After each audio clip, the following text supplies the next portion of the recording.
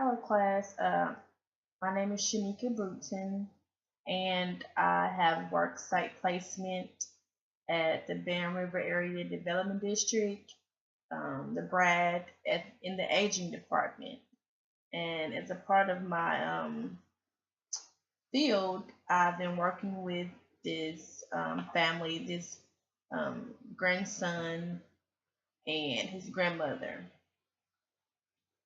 When I met the grandson, of course, he called to put her on the waiting list.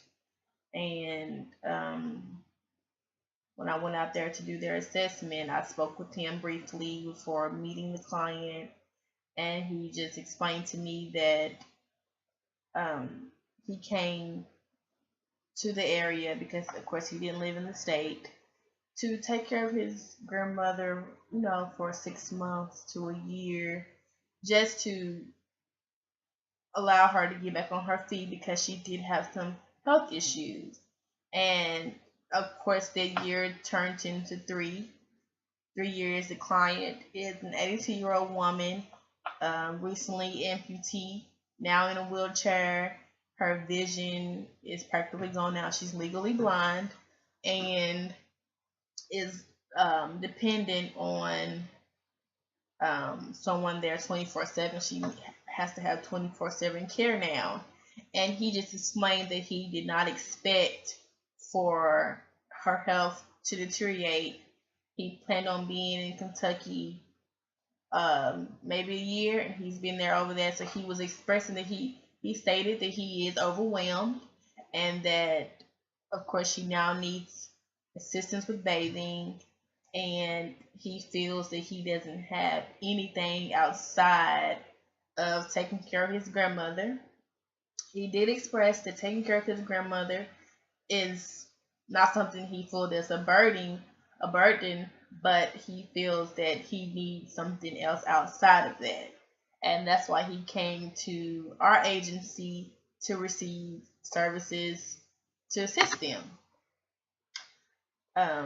When I took his concerns, being that he was like in dire need, I wanted to go ahead and take what he said and just find solutions for that. So I used the solution focused therapy.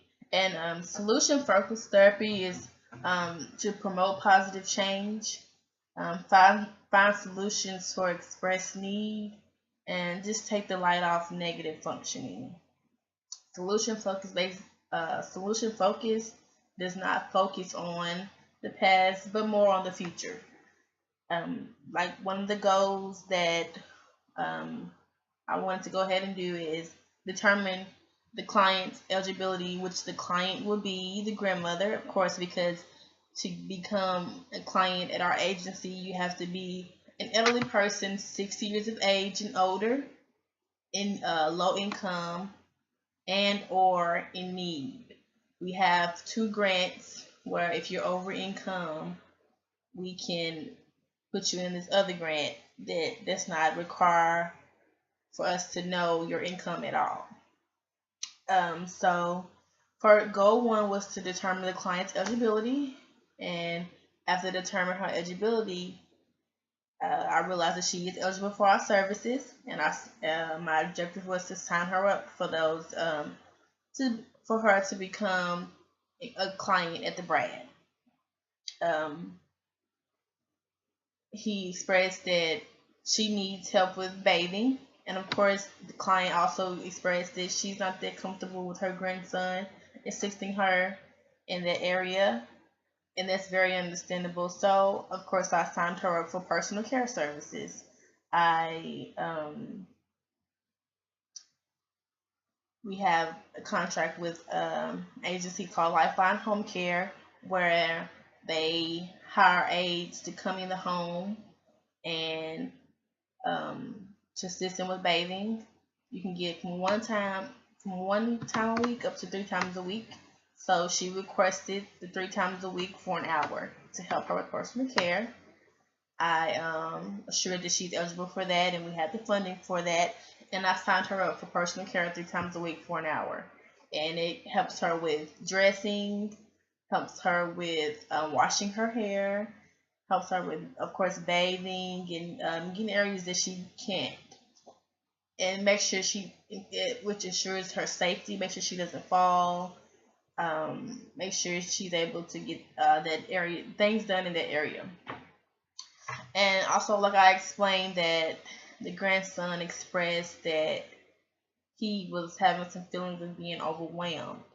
So the Brad Agency has a family caregiver support group that I've also been working with during my field hours, and it's just from any family member that's taking care of a family member. So it's family caregiver, where people in the community, you don't even have to be a client to receive this service.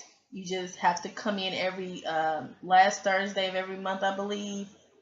I will probably don't quote me on that, but they can come in and express their need for that support group services, and we assist them with that. We allow the group members to support one another, and I just wanted him to have their resource, just to get some things off his chest, to have people around him that's also going through that. So that was one of the goals, and I referred him to that. My coworker that's over it, I just assist her. I gave him her name and number to reach out, to be a part of the support group. The 3 interventions that I used was, of course, signing him up for our services and connecting him to resources, just to take care of his expressed need. I referred him to the family caregiver support group that can assist him with feeling overwhelmed, and just to have people around him that's going through the same thing.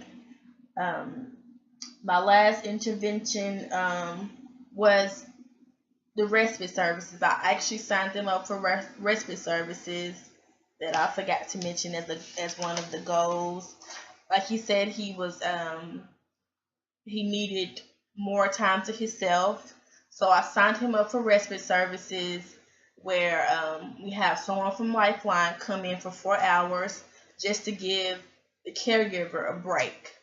So during that 4 hours, they can do whatever they want to do, as long as they are back by the time that 4 hours is over, because we're not allowed to leave the client alone. So I signed them up for personal care. I signed them up for respite services, and I referred him to our caregiver support group. How I measure the change, as part as a Brad requirement as our client, is that we contact the client monthly just to see how they are doing, assure that their services are going okay. If they have any questions, we do yearly assessments to make sure they are still eligible for the services, and if they're eligible for any other services. We do home visits every 6 months with this particular family.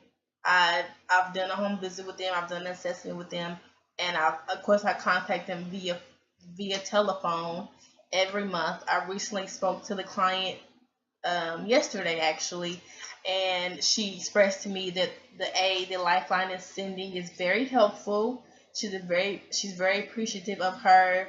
She said she basically does everything I asked her to do, which is great. To have someone that you can trust that comes into your home that's started out to be a stranger. So of course they both expressed, the grandson expressed that he feels good to be able to get away for that 4 hours, and sometimes he said he just go riding. So that's how I evaluate the change. I can tell he doesn't feel as overwhelmed because he gets that break, and the client feels more comfortable having a woman come in to assist her with her bathing need. In conclusion, I feel that me doing this assignment really shows how appreciative people are for what my job does. I really looked at this case differently because I was working on this for this assignment, and to see how the grandson has changed. And speaking with them yesterday really let me know that what I'm doing for them and what Lifeline and Brad is causing some change, and in a positive way, in a nice direction, and we found solutions that they needed just to get here. And I'm thankful for that, and I can tell they are too. Thank you for your time.